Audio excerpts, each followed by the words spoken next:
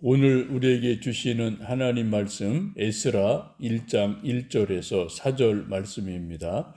바사왕 고레스 원년에 여호와께서 예레미야의 입을 통하여 하신 말씀을 이루게 하시려고 바사왕 고레스의 마음을 감동시키심에 그가 온 나라에 공포도 하고 조소도 내려 이르되 바사왕 고레스는 말하노니 하늘의 하나님 여호와께서 세상 모든 나라를 내게 주셨고 나에게 명령하사 유다 예루살렘의 성전을 건축하라 하셨나니 이스라엘의 하나님은 참 신이시라. 너희 중에 그의 백성된 자는 다 유다 예루살렘으로 올라가서 이스라엘의 하나님 여호와의 성전을 건축하라.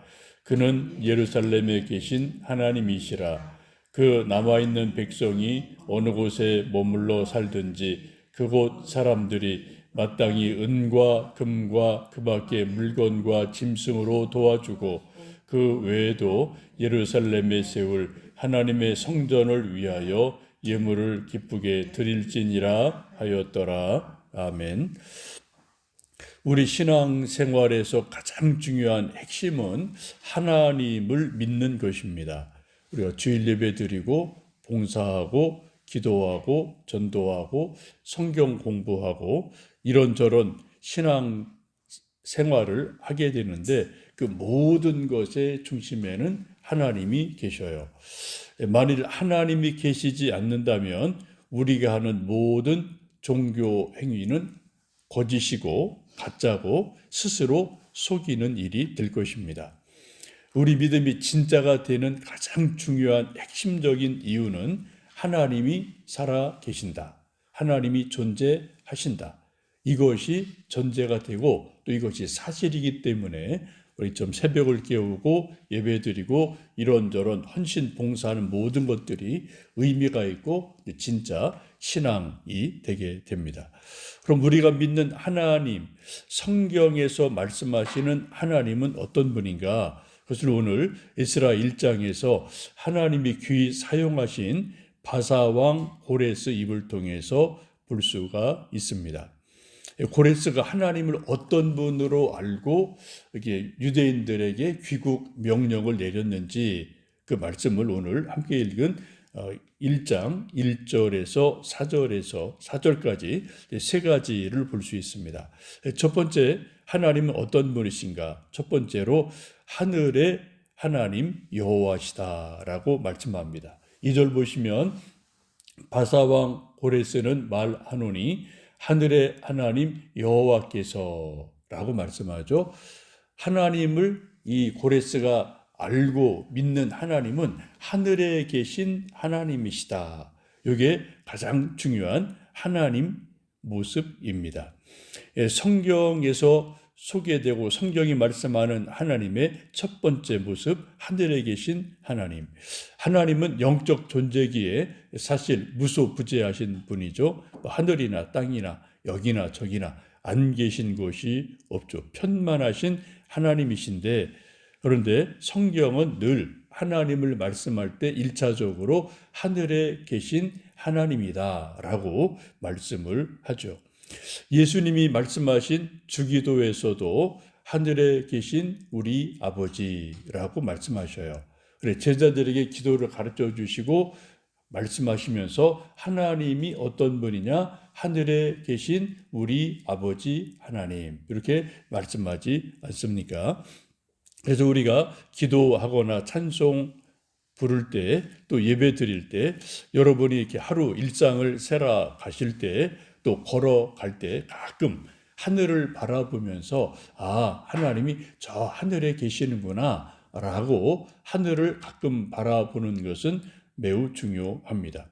물론 하늘은 제가 한두 번 말씀드렸지만 이제 스카이 또 스페이스, 헤븐 이런 개념이 조금 다르죠. 이제 스카이도 있지만 그 위에 있는 헤븐이라는 하늘의 의미로서 하나님은 하늘에 계시다라는 것을 우리가 알고 가끔 하늘을 바라보는 것은 우리 믿음 생활에 도움이 됩니다.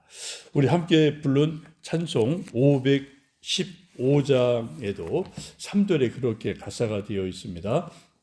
눈을 들어 하늘을 보라.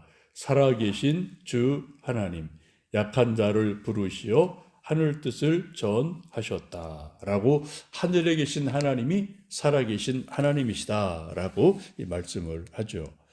첫 번째는 하나님은 하늘에 계신 하나님이시다.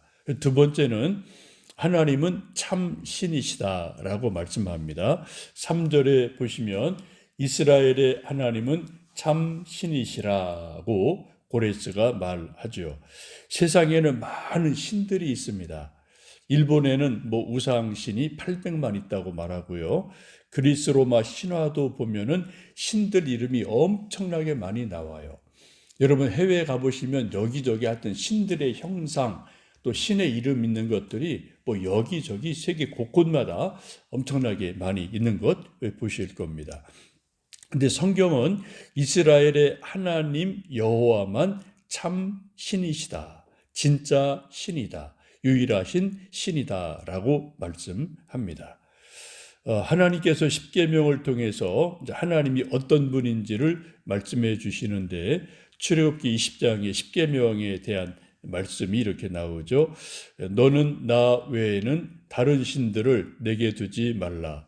너를 위하여 새긴 우상을 만들지 말고, 또 위로 하늘에 있는 것이나 아래로 땅에 있는 것이나 땅 아래 물속에 있는 것에 어떤 형상도 만들지 말며 그것들에게 절하지 말며 그것들을 섬기지 말라.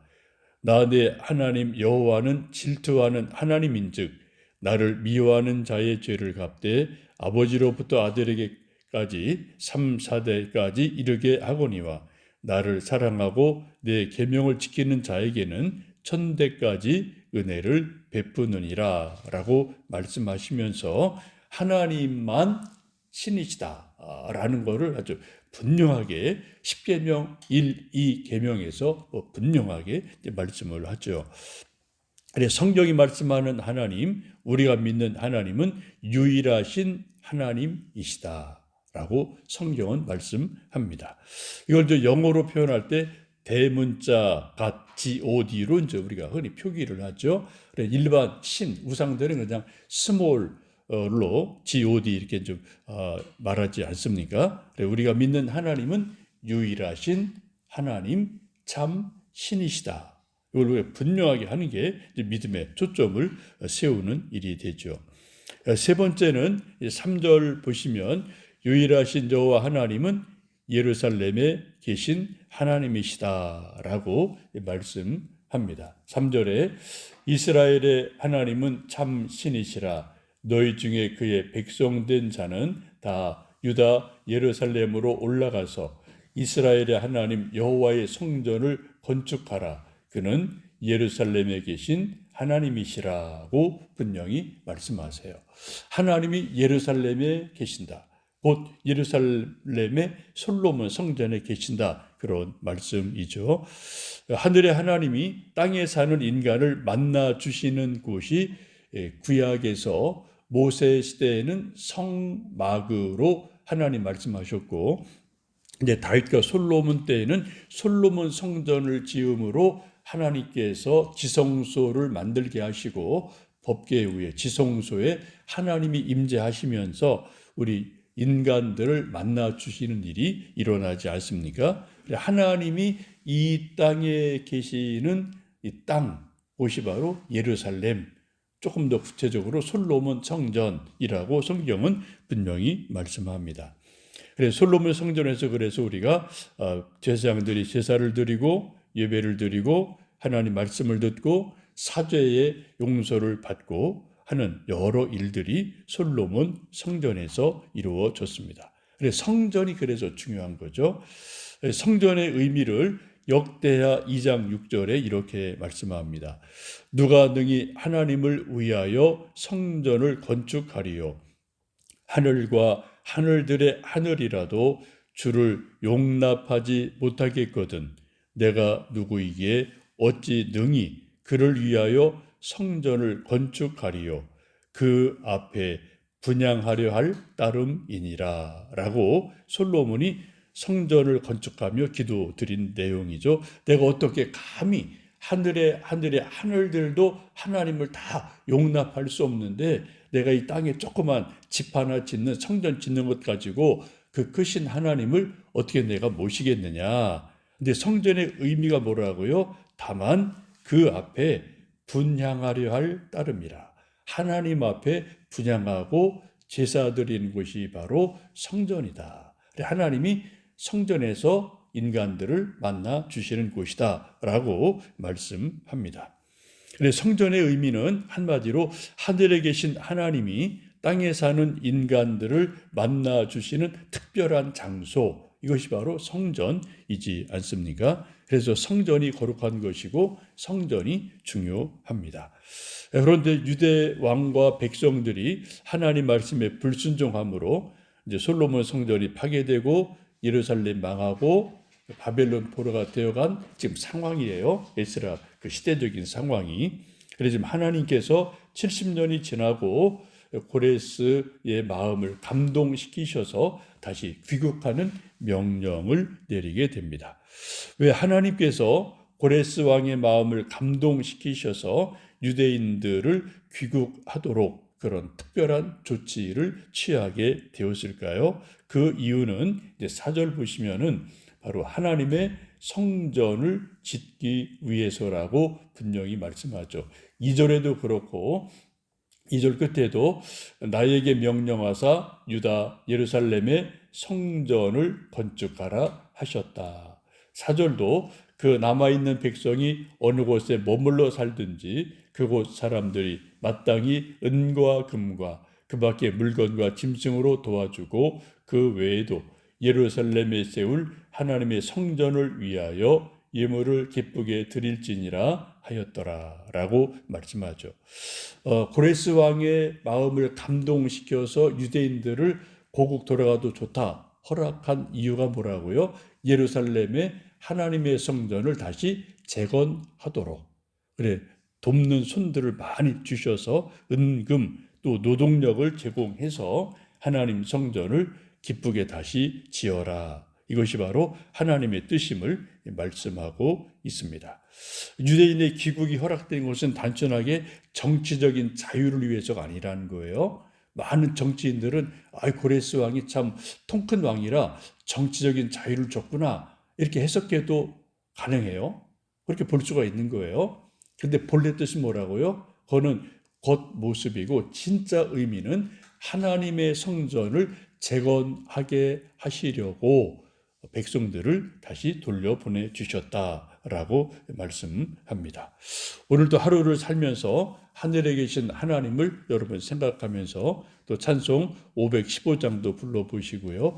가끔 좀 걸으실 때 시간 되실 때 좀 하늘을 바라보시고 눈을 들어 하늘 보라. 이 찬송을 부르면서 하늘에 계신 하나님, 참신이신 하나님, 살아계신 하나님을 더 찬양하고 경배하고 또 하나님 찬송 부르고 우리 마음에서 온 기도드리고 하나님 은혜 누리는 복된 하루 되시기를 축복합니다.